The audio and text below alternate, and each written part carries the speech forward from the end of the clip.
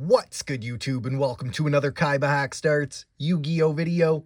Today, we're here with another deck list, deck profile, deck update, whatever you love to call them. And this is my Penguin deck for February 2025. Classic sauce, just like the ninjas, how I'm always ranting about that I'll combine them into a deck, the Ninja Penguin Ninja deck. It'll come soon. But in due time, we've just been beefing up the Penguin deck, as well as the Ninja deck we'll have a update on in the future soon. But we started off with 3 Puny Penguin, just a great little card. When this card is sent from the field to the graveyard after being flipped face up, target 1 Penguin monster in your graveyard, except Puny Penguin, and special summon that target in face up attack position or face down defense position. Now, he is important more because of his level, less because of his attack and defense/effect, but it is what it is. We'll kind of get into that as we go. Next, we got 3 Penguin Squire, another essential piece because he is a tuner, and he has level 5. He's got some sauce going to him. It cannot be used as a synchro material except for the synchro summon of a water monster, and if a monster is set on your field except during the damage step, you can special summon this card from your hand. Then you can reduce its level by 1 or 2. Then you can reduce its level by 1 or 2, you can target 1 face down defense position monster you control and change it to face up defense position, and if you do, its effects are negated unless it's a penguin monster. You can only use each effect of Penguin Squire once per turn. So he's a little pretty saucy little card. Versatile, but of course he fits well for getting a level 6 play out with our Puny Penguin, as well as other plays. Next, we got 2 of the Great Emperor Penguin.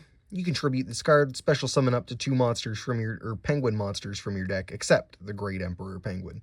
So a great way to go into Penguin Squire and Puny to get that level 6, or a plethora of the other Penguin monsters to extend plays and do stuff up. Plus, he's pretty decent, just in general. Next, we got 2 Penguin Soldier, the absolute classic. You can return up to 2 monster cards from the field to the owner's hand when he is flipped. So a great card to combo with some of the stuff. He is level 2, which kind of messes with some of the plays, but of course you can work with that with the Penguin Squire and such. Next, we got 2 Nightmare Penguin, another absolute classic. When this card is flipped face up, return 1 card on your opponent's side of the field to the owner's hand, and as long as this card remains face up on the field, increase the attack of all water monsters on your side of the field by 200 points. Both, kind of mid effects, but he's just a classic, and level 4, so he fits in with some of the sauce as well. Next, we are running 2 Penguin Ninja. Very, very cool stuff here. Flip, you can target up to 2 spell/trap your opponent controls and return them to hand. And you can target 1 penguin monster you control, change it to face down defense position. You can only use the effect of Penguin Ninja once per turn, or this effect of Penguin Ninja once per turn. So, obviously, you could use it on himself. You could use it on other cards to recycle their effects. Next, we got 2 Penguin Cleric. If a penguin monster is sent from your monster zone to your graveyard by an opponent's card, even during the damage step, you can target 1 of them, discard this card, and if you do, special summon that monster in face down defense position. You can only use this effect of Penguin Cleric once per turn. Once per turn, you can target 1 penguin monster you control, gain 600 attack until the end of the turn, and you gain 600 life points. So he's kind of a weird card, but he helps extends, and of course he just fits in general, and he's got good levels with the level 3. Next, we got 2 Penguin Torpedo. Another very nice card just because it can attack directly. I love that sauce. And this card can attack directly. When this card inflicts battle damage to your opponent, you can target 1 level 6 or lower monster your opponent controls and take control of it until the end phase. But its effects are negated, also it can't declare an attack.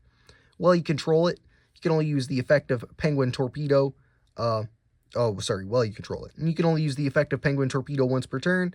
At the end of the damage step, if this card attacked, destroy this card. So he's a little weird one, but I do like them, of course, for the direct attack sauce, and just, the taking of monsters. It's kind of the penguin jowls. Next, we got 2 Glacial Beast Polar Penguin. Now, he's kind of slightly separate from the archetype in a bit of a way. Archetype, whatever you like to call it. But he is a tuner penguin, and he fits in pretty well. And it is if this card is summoned, or special summon, you can target one monster your opponent controls, return it to the hand. And if this card on the field is destroyed by battle or card effect, you can target one card your opponent controls and return it to the hand. You can only use one Glacial Beast Polar Penguin effect once per turn, and only once that turn. So, he's pretty decent just in general, but of course he is made mostly for that combo piece of going into the Penguin Synchro monster. But we'll get into that, later, of course. Next, we got 2 No Penguin. During either player's turn, when an effect of a penguin monster is activated, special summon this card from your graveyard, and you can only use this effect of No Penguin once per turn. If a card would be returned to the field, returned from the field to the hand by the effect of a penguin card, banish it instead. So, a little bit of sauce there works well with, some of the other effects, and you're banishing them. But then, you can start to work in some other plays. Lastly, for the monsters, we have 2 Guard Penguin. When you take damage from a card effect, except during the damage step, you can special summon this card from your hand, and if you do, gain life points equal to the damage you took. Really great sauce. It's not once per turn, so you get a bunch of these you really can load off and kind of try and protect, and maybe end with a extra penguin in your hand, So decent sauce. I know a lot of people, last time we're talking about Ice Jade sauce being thrown in, and that's definitely stuff I'm looking into and want to throw in the future. I just want to kind of get it optimal main penguin strats, and then start to move into more Ice Jadey stuff. But for the spells, we have Penguin Sword. Equip spell, of course, it's got your main penguin boy on there, and it's equipped only to a penguin monster, gains 800 attack, and when the equipped monster inflicts battle damage to your opponent, you can return one card your opponent controls to the hand. And if a face-up card your opponent controls leaves the field by a penguin's card effect and returns to the hand, or is banished, negate the activated effects and effects on the field of cards with that original name until the end of the next turn. You can only use this effect of Penguin Sword once per turn. So it techs off with a lot of the stuff really well, of course, with the different effects. A little bit of more damage. Great combo, just for a slap is just to throw it on your, your penguin. I start to confuse all their names. Hold on. Torpedo Penguin. Penguin Torpedo. That's what I was thinking. That's what I'm thinking. Some sauce on him. It is just a funky play in general. But of course it works with a lot of other stuff. Now some other beefy kind of plays is the Royal Penguin's Garden. It is when this card is activated, you can add one penguin card from your deck to your hand, so lots of potential there, except Royal Penguin's Garden. And once per turn during your main phase, you can decrease the level of one penguin monster in your hand or face-up field by 1, and until the end of this turn, until the end of this turn, then discard one card, and you can only activate one Royal Penguin's Garden per turn.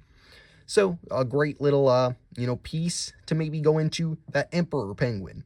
And then you're going to, decrease his level by 1, get him on the field, use him to extend into some other penguins to synchro, or, go into extract plays, stuff like that.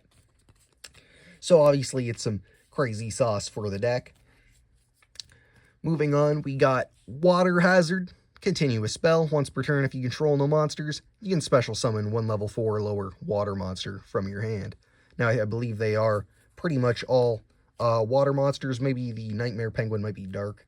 Can't remember 100%. I'm not going to search through, but, Next, we are running 2 double summon, just to help bring out those numbers.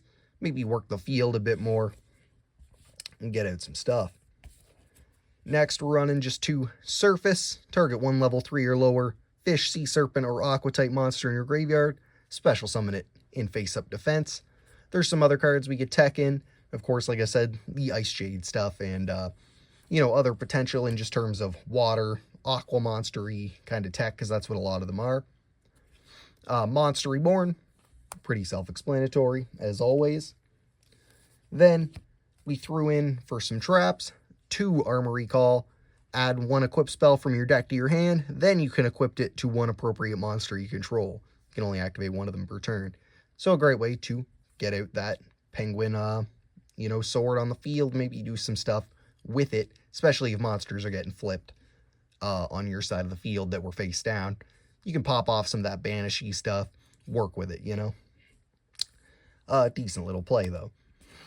And next, just a Wabaku. It's, some stally power. As always, it is what it is.